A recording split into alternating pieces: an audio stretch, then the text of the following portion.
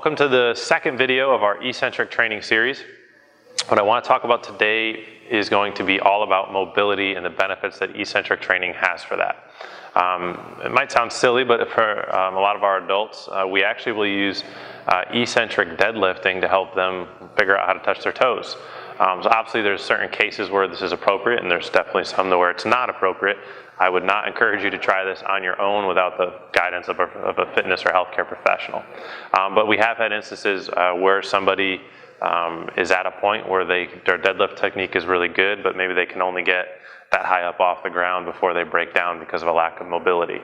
We'll build the ground, bring the ground up to them, maybe using plates or lifts, whatever it may be.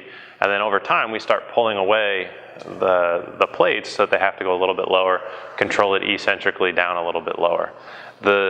Physiologically, what's happening is if you think about if muscles, just to keep it simple, not use fancy terms, muscles kind of grab each other like this, and then as the load basically is eccentrically going, that muscles are going to have to lengthen, but because they're trying to control weight, they're grabbing. And so think of if they were grabbing and pulling, you'd almost get a little bit of a stretching effect at kind of the sacrum, the smaller tissue and biological or physiological elements that make up your muscles and your tendons.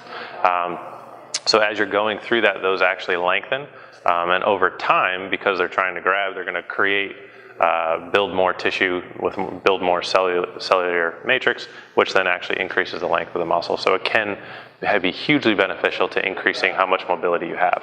So yes, eccentric training is hard, and yes, we'll use it for developing power and strength, which we'll talk about in our next video, but there are definite mobility benefits to it.